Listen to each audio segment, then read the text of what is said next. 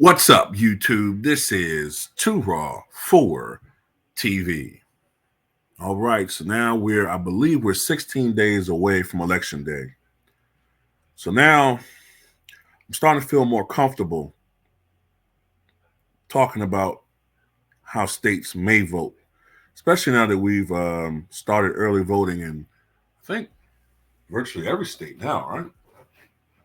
So Nevada has started early voting, and the data looks promising for Republicans in that state. Now, right now, registered Republicans voting early on this first day are outpacing Democrats by a 2-1 margin. Now, I caution this is a different election in 2020. You could also argue that because many Republican voters live in rural areas, it's a little bit easier for them to get their mailed-in ballots faster than in more diverse urban areas, larger urban areas.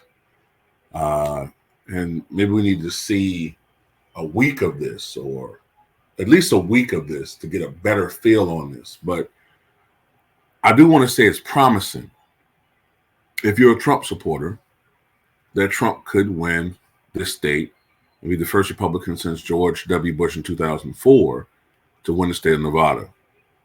Now, when I look at 538.com, which I think is a pretty accurate site, I think they look at a number of polls and they give an average of all those polls. The average has Kamala Harris with about 48% support, Trump with 48% support. So any one of them can win the state. Though I tend to think whoever wins this state is going to win by a very narrow margin. Look, at one point in time, Nevada used to be a bellwether state, meaning that whoever usually was favored to win the election usually won Nevada. Between 1912 and 2012, right, Nevada voted for the winner of every presidential election, with the exception of 1976, when it voted for Gerald R. Ford over Jimmy Carter. I believe in 1908, I think Nevada voted for William Jennings Bryan, who did very well in the West in his three presidential runs of 1896, 1900, and 1908. But I think from 1912 onward, when Woodrow Wilson carried the state, when it was the Republican Party was split between Teddy Roosevelt and incumbent William Howard Taft, it voted for voted for the winner of every election until 2016. 2016, that streak was broken when the state voted for Hillary Rodham Clinton narrowly over Donald Trump, who shockingly to most observers won the election. Now, I just want to give a history as to why I think this state is at least trending purple and not blue, and it could possibly go red. I think it's a mistake to say that Nevada is trending red. I think what's going on is that it's trending from blue to purple, which means that it's a state that's going to be very competitive for some years to come, at least for right now. The number one thing to look at is that Latinos are a growing force in this country, right? They're the largest minority. They've been the largest minority for over 20 years now, passing African Americans sometime around 2000. Latinos tend to be a lot more flexible now, at least. They tend to be a lot more flexible when it comes to their political identification. They're tending to vote more on pocketbook issues and less on identity politics, which, to be honest with you, I hate to say this, I really wish that we kind of did that ourselves.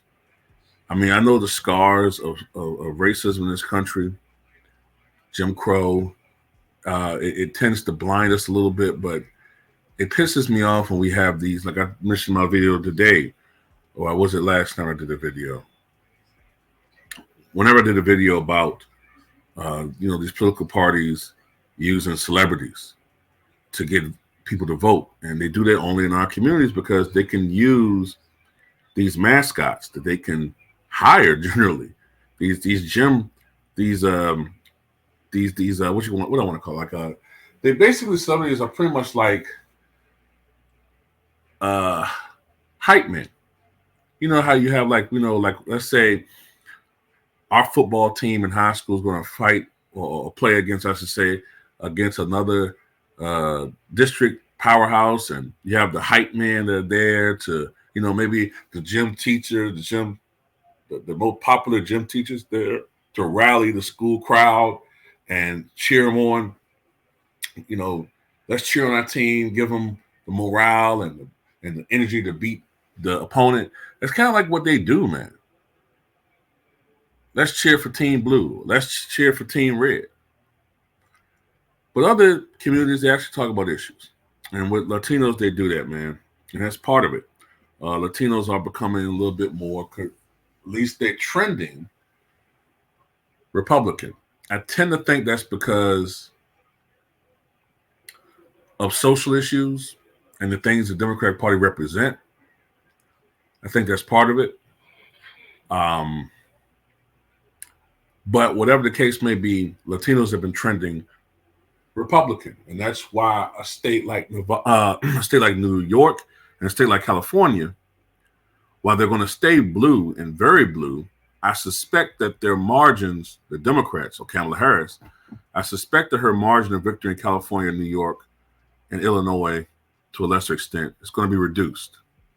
You know what I'm saying? By that I mean, Joe Biden won, I think, something like 64% of the vote in California, 64, 65%. I wouldn't be surprised if Kamala's margins reduced to like 61%. Still an overwhelming victory, but it's going to be a little bit reduced. Same thing in New York.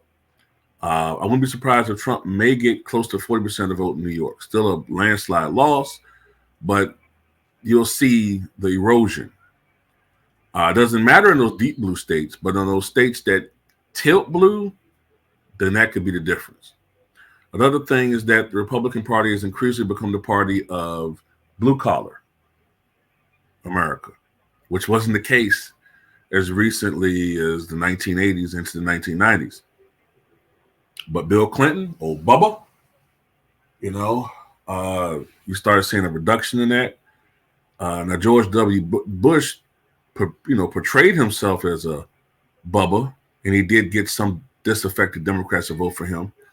But for the most part, up until the 2000s, the Republicans were still seen as the party of the white-collar, upper crust America, big business. That's been blurred now. The Democrats seem to be the party of elitists, and I've mentioned how some of that has to do with the fact that those who are the billionaires in this country now, they come from a different industry. Many of the people who are making their millions and billions, they come from the higher education, okay? They come from higher education. They tend to be more in the tech industries, the housing industries, but you have to get degrees for this. And it tends to be the higher your education level, the more now you lean liberal. So they tend to now vote more liberal or vote more Democratic. That's why Kamala Harris has $1 billion war chest and Trump has a large chest as far as war chest for Republicans, but not as big. So that's some of it, you know what I mean? But look, just give you a brief history of what I'm talking about. In 2008, Barack Obama beat John McCain by over 120,000 votes in Nevada, a landslide. He got 55.1% of the vote.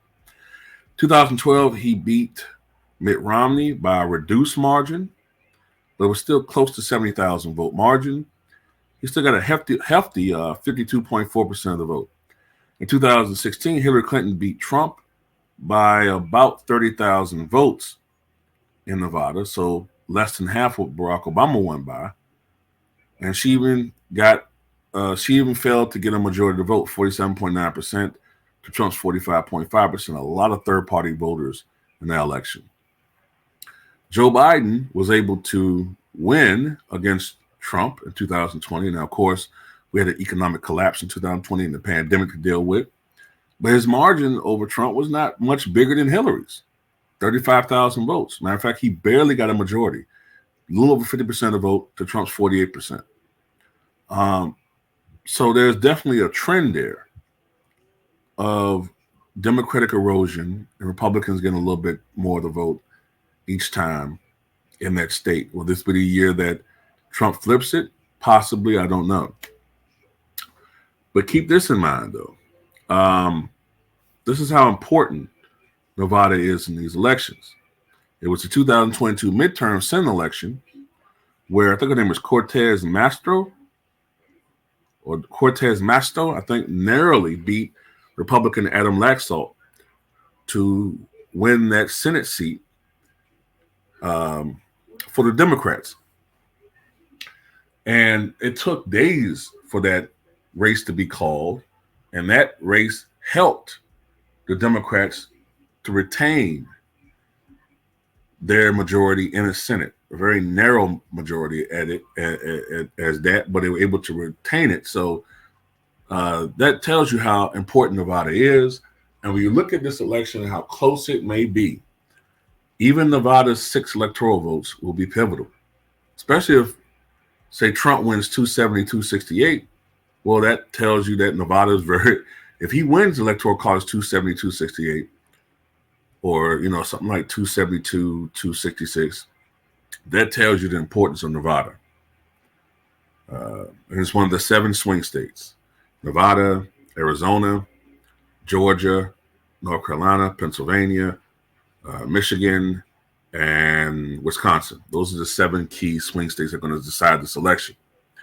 Now, I did see some data to show that Arizona is promising for Trump in this election. Remember, he very narrowly lost Arizona last time. Now, one thing that's going to hurt Democrats, I think, in Arizona is that a lot of Democrats who voted in Arizona have left the state. They've gone to Texas. A lot of them moved to Texas and some of them moved to other areas. So don't know how many, but some. So look, this is the thing.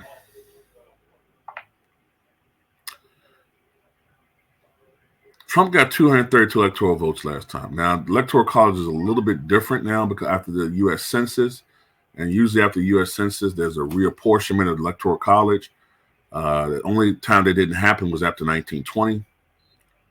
But let's just go with 232 electoral votes. Although it's probably a small variation of that now when you take every state he won in 2020 and put it in a new Electoral College. But let's just go with 232. If he carries Nevada, that's 238. And if he carries Arizona, that's 249. Because remember, he lost those 2 states. So then that would be electoral vote of Electoral College of 279 for Harris, 249 for Trump. If he were to flip Pennsylvania, that pushes him to 268, in which he would still lose 270, 268. But if he's able to flip Georgia, he was able to flip, I should say either Georgia, he was able to flip either Wisconsin or Michigan. Those are states he lost last time. Then he wins the presidency. And all of those states are very, very, very close. But then again, if Kamala Harris is able to flip North Carolina, then he goes back down and he has to pull. So this is going to be a very, very close election. And anybody talking about this is going to be a Trump landslide or Kamala landslide, they're capping hard. That's not what is going on right now. Now, it's possible Trump could run the table and win all 7 states. That's possible. But even if he does, he's going to win those states by very narrow margins for the most part. So the Electoral College to me never represents the popular vote. Remember, the Electoral College winner has lost the popular vote quite a few times: in 1876, in 1888, in 2000, and 2016. And technically in 1824 too. So that's 5 times that's happened already. This could happen a 6th time. So, it is what it is. But tell me what you guys think. Oh, by the way, got one other thing to mention. Another thing that's going on in Nevada is the portion of voters who identify as independents have grown.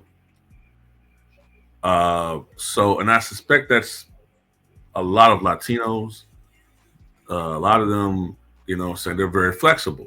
Yeah, they were voting Democratic in high numbers, but like I said, a lot of the cultural things, that the Democrats champion, I think they're turning off some of those voters. You know what I'm saying? But anyway, tell me what you guys think.